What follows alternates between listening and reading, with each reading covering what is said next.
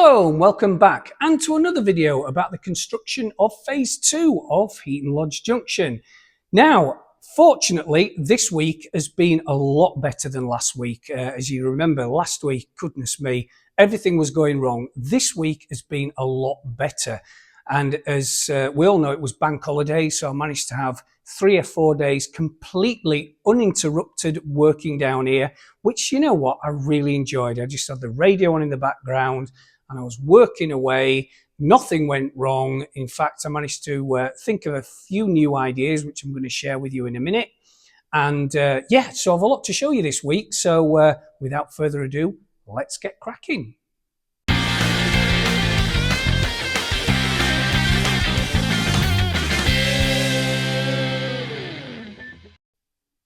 Okay, so let's bring you up to date. We're looking towards HS3 and the station over there, but let's bring you up to date with what I've been doing since I last saw you, bearing in mind it was bank holiday as well. And it's quite a lot. I've made some rapid progress in the last week.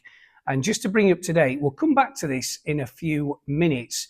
But basically, if you're wondering what this huge gap is, for those of you that don't watch my videos regularly, it is where Healy Mill's shed is going. And if we just remind ourselves of Healy Mill's shed, it's being built by Steve Smith of Railway Laser Lines. I think he's dedicated the last few months of his evenings to build it, and it looks superb. And the gap is there because Steve has even built in the prototypical pits under the roads inside the shed, which he has lit as well, as you can see. So I ordered a couple of these carts, which I'm using, excuse me, to extend this part of phase 2. I ordered a couple of carts which are lower than the others, as you can see there. And so what I did was just put some 12mm MDF at the bottom as the base, and I'm just going to build that up. So where these roads, which I've built, and I'll look at those in a minute in more detail, these roads go straight into the back of the shed. The front of the shed is just about here. We'll come back to that in a minute, but let's have a look at where I started since I last saw you. Because somebody in the comments, and this is one of the reasons I really appreciate a lot of the comments that some of you guys and ladies put on there. Somebody mentioned I haven't got a cripple siding for the coal unloading facility, which again we saw last week is here. And I'm going to Tim Horns in Norfolk tomorrow, Saturday, to pick up the template that I've drawn out here. And this is for the tracks to go across and provide the facility whereby the coal can drop out the bottom of the MGR wagons and into a hopper underneath. So I drew this out, Tim's made it, and in fact, it's just popping up on his screen now. And I'm going to pick it up and I'm going to overlay this graph paper with the template that Tim's made and then put the tracks on top. Anyway, so cripple siding. I have put a cripple siding in for the MGR wagons that sometimes don't unload their coal.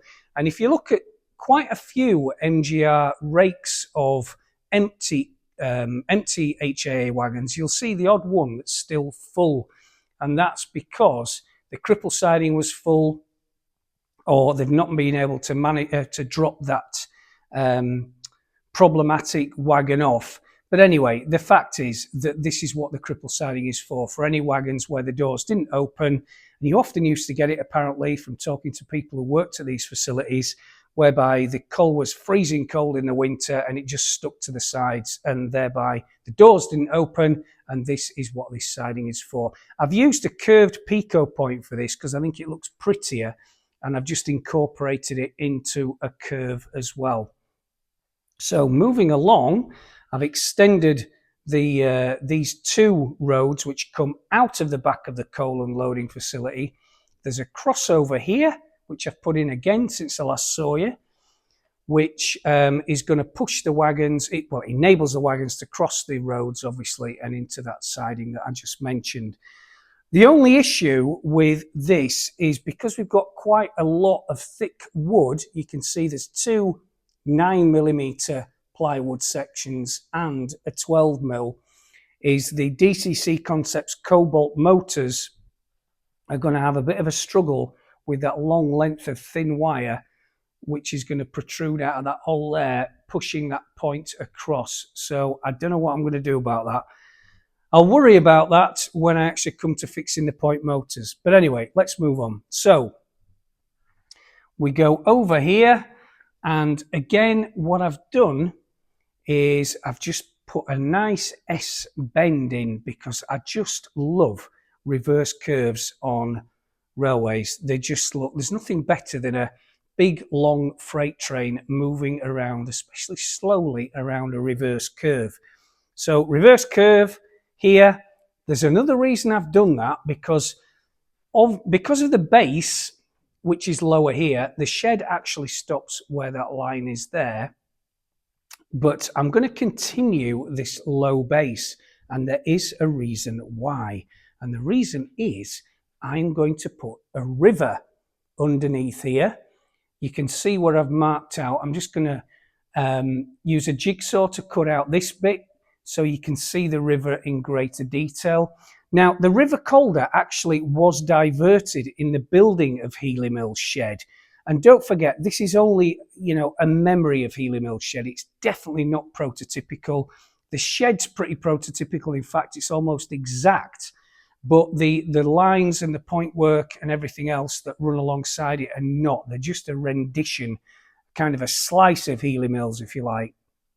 The River Calder ran at the far side of the marshalling yard, but I've diverted the River Calder using modeller's license, and now it's going to run underneath. And I think it's going to look really good because it's going to run underneath here, the run up to Healy Mill's shed, which again is over there, and it's going to run under all those tracks. So I'm going to have some just some curved girder bridge sides alongside each of the lines you can see in the picture there. So that is really just about it since I've seen you. I spent all bank holiday down here, no distractions whatsoever.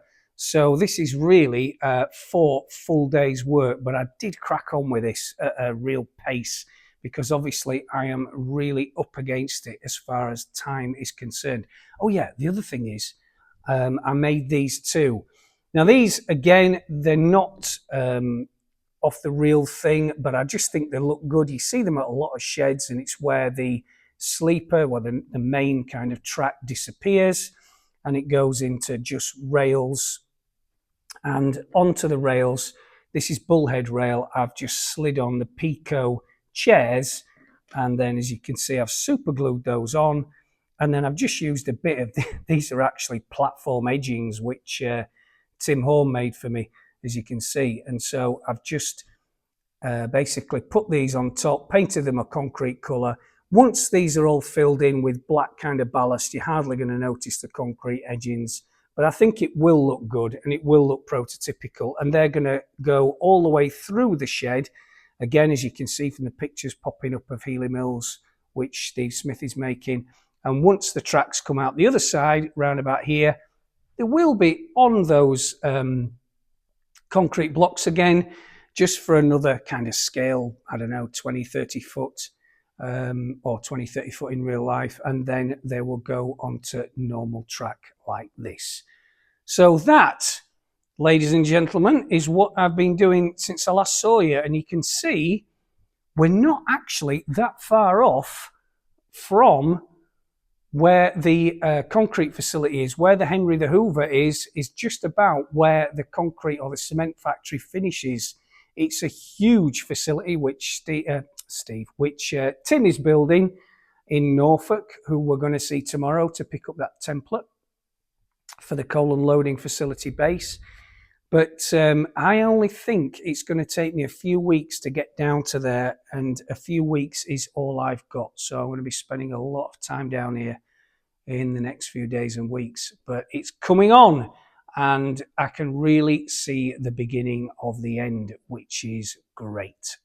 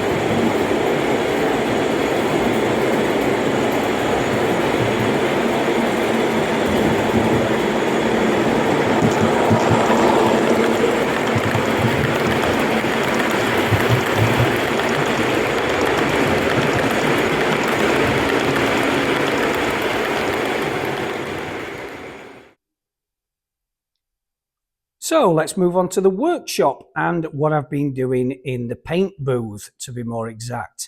Now, some of you might remember a few weeks ago, I was repainting these Heaton Class 56 bodies, which were in BR Blue and Rail Freight Grey, and I've just repainted them into EWS colours, which of course is the era I'm going to be running from next year. So made a bit of a mess, as I said last week, by overspraying the gold, but I'm going to rectify that this week. But unbeknown to you guys, in the evenings, I've been working on finishing one of these, and I am going to call it my shed pet. And here it is, the first Class 56 to roll off the production line. Now, there's going to be 10 Class 56s on the new Heaton Lodge Phase 2. 6 are going to be in EWS livery like this one. There's going to be another 3 in the load hole livery, which thankfully Heaton actually made, and 1 in Colas, which I'm repainting as well. Let's take a closer look at this. So, yeah, this is all finished. It's just awaiting some radio aerials on each cab. I've put the drivers in, as you can see, they're just prizer figures that I've repainted. But I've gone to town on this one because Eggborough Power Station 56094, I used to see this one quite a lot at Healy Mills and passing occasionally at Heaton Lodge. So I thought I'd make this one, as I've just said, the kind of shed pet. So this is going to be doing a lot of work when Heaton Lodge Phase 2 is finished next year. So just going from the front to the back, I left the Heaton warning yellow, masked that off, and then all I've done is I have repainted it. I mentioned this again the other week. I just blasted it over with the high coat primer. I didn't strip the body shell, and I just repainted it in EWS colours, obviously the maroon and gold, which I used precision paints. I've then over-weathered it once all that is dried with Precision Paints Dirty Black. We'll come on to that in a minute because I just want to show you exactly what I've used. But just moving backwards, it really does, if the camera can gyroscope itself, it really does look good. And you know, I've said this before, I know of a bit of affiliation with Heaton, or I did have in the past, but these 56s, they just exude power, and it's just such a superb model. It really is. Now this one, for those of you that are a bit kind of modern motive power aficionados, this one has actually got the newer grills, as you can see above the Eggborough Power Station sign or the nameplate. These are made by Proto Neo, which make the they also made the Eggborough Power Station nameplate. And these grills were fitted in later Class 56s, which when they came under the care of EWS and Colas. So just to be exact, I've glued those in too. But I'm really, really pleased with how this looks. I've used satin rail match varnish to give it a once over. You can see the drivers in the cab there. And if you imagine, I don't know, 10 of these plus another 10 66s when Dapol bring out the 66, all packed up on Healy Mills Depot, it's going to be awe-inspiring. Just moving on, this is what I've used to actually work on this model. Now, rail match, I've used the satin varnish. You just mix that, you mix that 50-50 with just terps or thinners, and it really gives a lovely kind of sheen, a proper kind of satin finish to these locos, which I just think is difficult to really, I don't think there's anything else that's better on the market. The only thing about rail match satin varnish is that it doesn't keep very long. So these are only £2-3 each, but at the end of the day, they don't last very long. So you've got to use them pretty quickly. I've used Precision Paints, Dirty Black and Frame Dirt to weather. I've put the frame dirt on the bogies, as you can see, and on the frames. And then I've put the Dirty Black. I've just given it a dusting over of Dirty Black, top and bottom, or top and sides. And so I've only used 2 colours on this, but it still looks really, really good. And then I've just picked out, camera's just not orientating itself today. I've just picked out bits. If you just look to the right of those grills, you can just see a bit of oil, if you like. That's just rail match oil paint, which I've just brushed on myself with the tip of a very thin brush to kind of simulate oil leaks.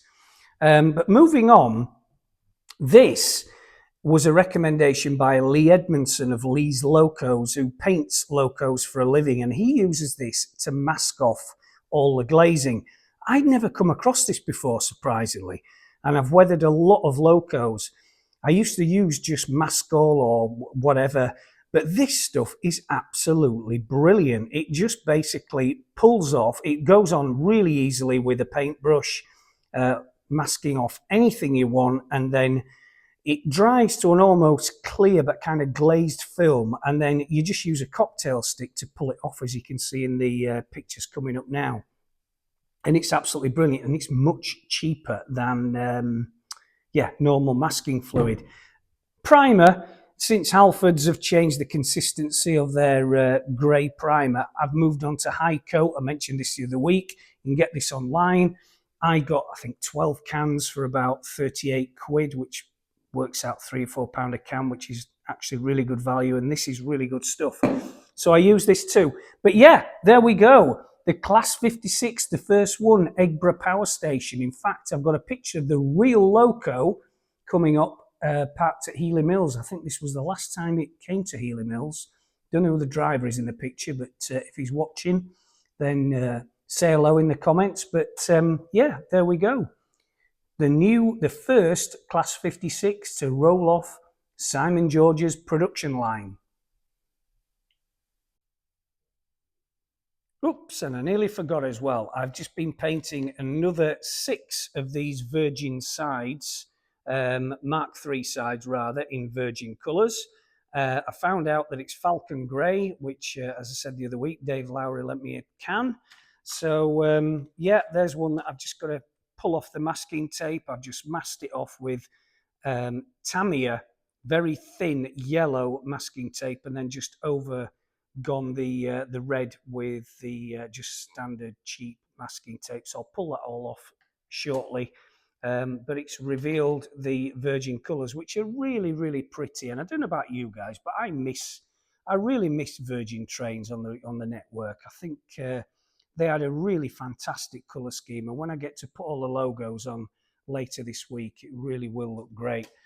But yeah, there's the new 56. I'm really pleased with that. As I said before, I've just been working on that the last few days, and it's come out really well. And again, it's just going to look fantastic with, you know, another 5 of its stablemates, all in different colours, 2 of which you can see getting ready to be refitted with all the bits and pieces here.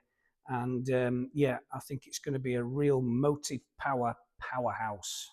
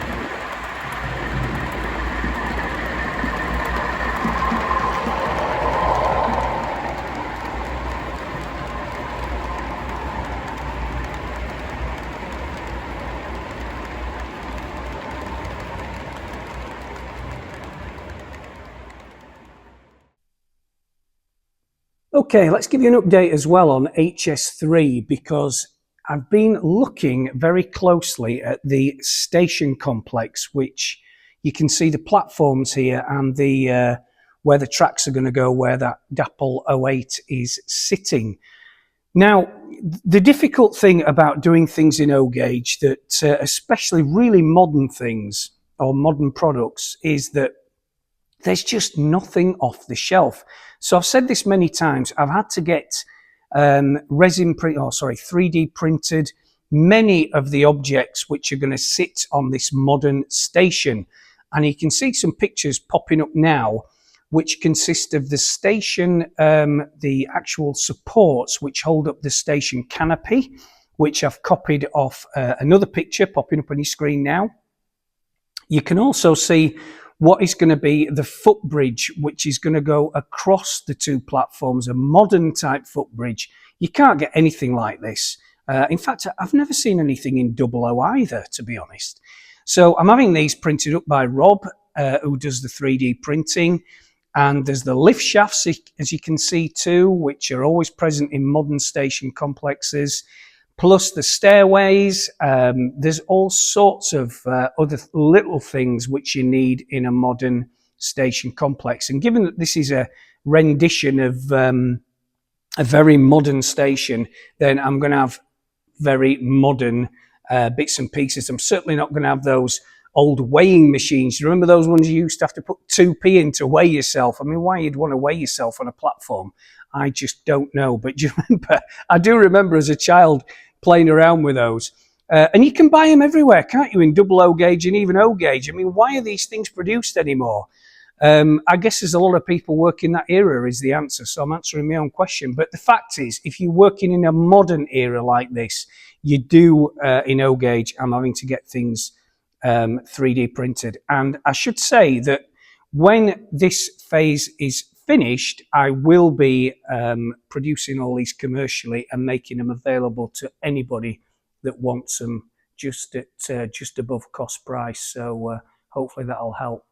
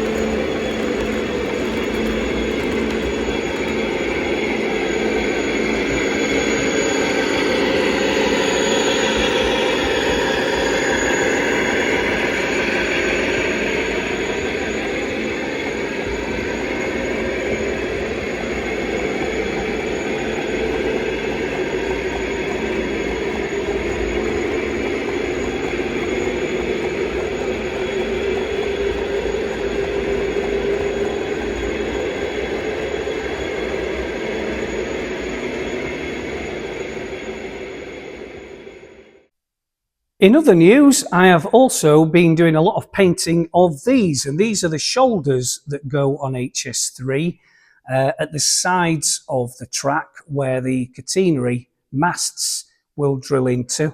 And all I've been doing, Tim made these for me again at Tim on Baseboards, and these just glue down onto the base. They're just plywood, that's all. These are the concrete blocks.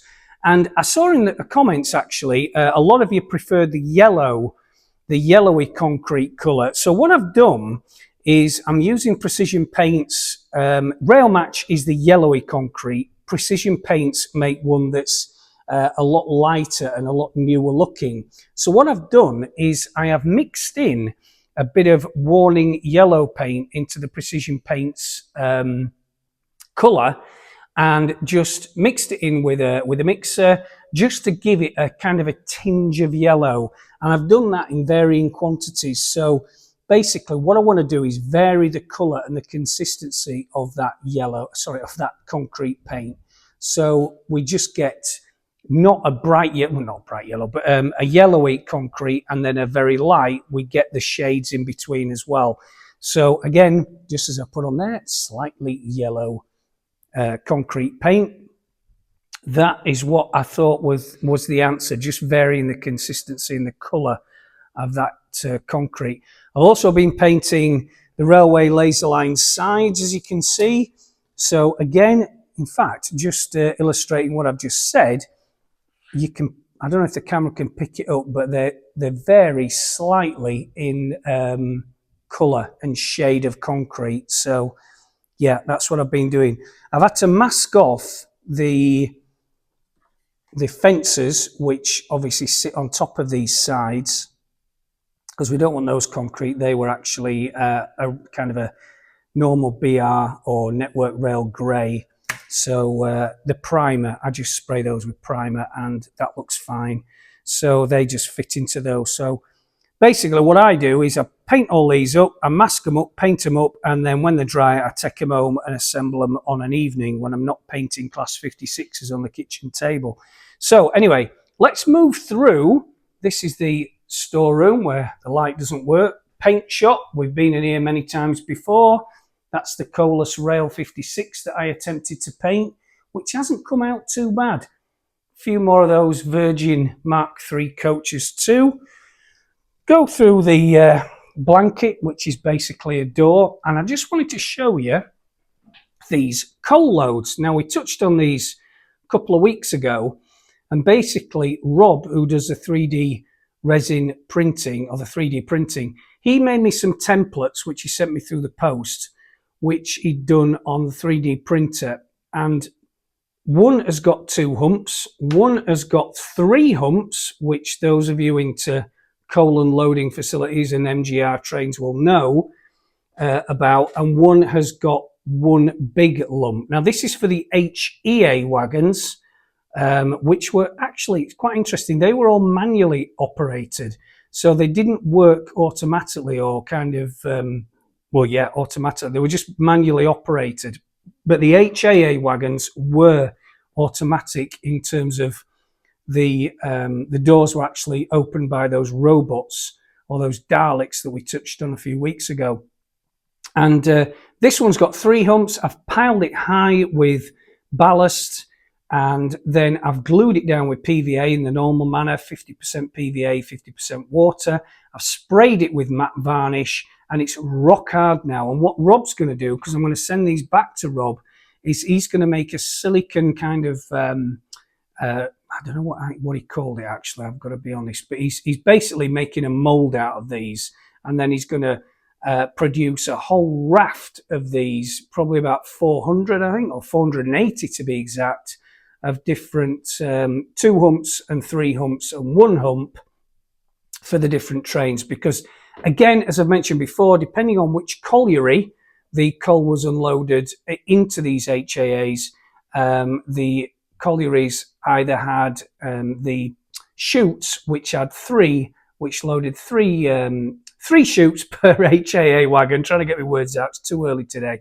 And some of them had 2, so you can see the different humps, and that's basically for the different collieries. So I just wanted to mimic that. I'm a bit funny like that. So yeah, Rob's going to produce hundreds of these. I am going to make these commercially available once I finish phase 2 in both 00 and O gauge. So for those of you that would want some, I will make them available too.